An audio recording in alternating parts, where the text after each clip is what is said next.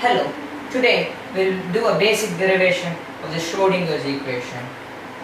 Okay, let us get started with the essentials. We need two basic formulas and to start with, and that would be E equals h bar k, E equals h bar omega, and P equals h bar k. How did we get this? We know we have derived this in the other video, but how did we get this? Know that k equals 2 pi over lambda and lambda equals h over p. H over p. And now I'm going to write this in terms of p, which would imply that p equals h over lambda, and I'll write this in terms of lambda. Lambda equals 2 pi over k. I'm going to substitute this in here. I'm going to get k and 2 pi here. Well, h over 2 pi is just h bar with the reduced Planck constant, and that is the reason why we are using this. And the third of all formulas, and the most important one, is psi equals e to the I kx minus omega t.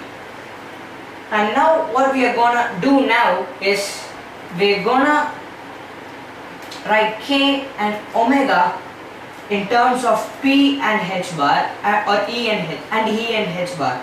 So that would be omega equals e over h bar and k equals p over h bar.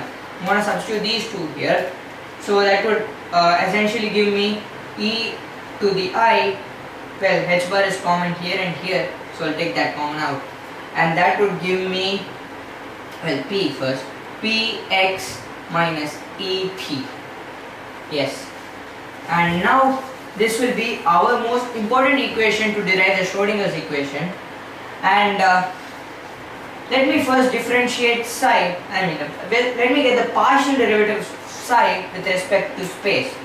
So the partial derivative of psi with respect to space will be I over h bar, the momentum, and the whole wave function comes in again. I'm just going to write that as psi. So now what I'm going to do is I'm going to multiply with minus I h bar both the sides. So minus I h bar minus I h bar. The h bars cancel, and minus I into I is just 1, because root of minus 1 the whole square and a minus sign outside is just minus of minus 1, that's just plus 1. So the minus I and plus I would cancel to give up 1, and we are left with minus I h bar partial derivative of psi equals p psi.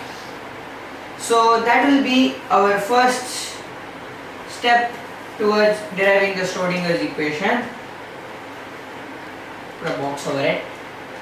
And now what I'm going to do is I'm going to differentiate psi with respect to time, and it has a minus e term here, so we got to give a minus I over h bar here. So d psi by dt equals minus I over h bar e. Yeah. And now what I'm going to do is I'm going to multiply with I h bar on both the sides. I h bar, and the h bars cancel, and again the minus I and plus I would give me a minus a 1. Oh, and actually there should be a wave function here, because the derivative includes the whole wave function also. So what essentially this says is I h bar d psi by dt equals e psi, and that will be our second step towards deriving the Schrodinger's equation. And guess what? We're almost there. And we're going to introduce a new term called the Hamiltonian, and it's represented like this: a h and a cap over it. And it is just the sum of all energy in the system. And if you prefer, it could be E cap also. And that would be just the kinetic energy and the potential energy. Well, kinetic energy is half mv square, but that is not the only way to represent it. We can represent kinetic energy as p square over 2m, because P square is m square V square over 2m. The m and the square gets cancelled and we are essentially left with half mv square. So we're going to use this term as a kinetic energy term here. So that would be P square over 2m. And the potential energy term will just write it as V. But you know that P and what to do? We just insert a psi operator all over. And we know that P psi is just minus I h bar the partial of psi. So let's write that. I'm going to call this E psi equals, well, I square is minus 1. So minus h bar square, then over 2m should be included at this point, and the left over the partial square and plus the potential energy, the whole times psi, because psi is common for both potential and the kinetic energy. And that, oops, I just erased it. Okay, we have already established that I h bar d psi by dt equals E psi, and we have an E psi here, so that should be equal to I h bar d psi by dt, and this is the Schrodinger's equation.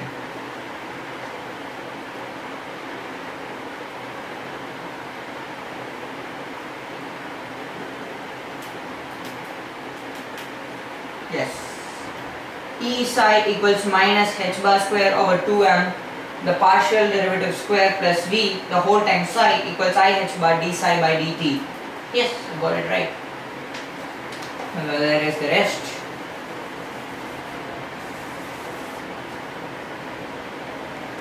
Thanks for watching.